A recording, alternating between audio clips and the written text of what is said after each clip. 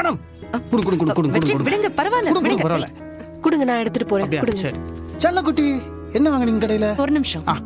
என்ன வாங்குனீங்க செல்லக்குட்டி? என்ன பொண்டாட்டிக்கு எப்படி சேவை பண்றான் பாரு. ச்சே, என் வயித்துல வந்து பிறந்திருக்கானே.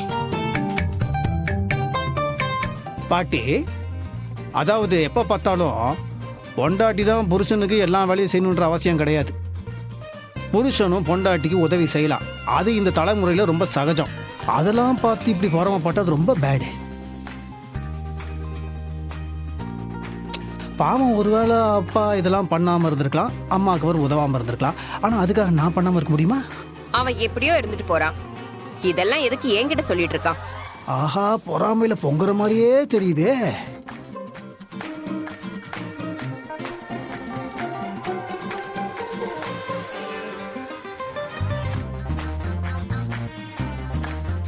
மேடம், நாமளே நமக்கு திருஷ்டி சுத்தி போட்டுக்கணும்னு நினைக்கிறேன்.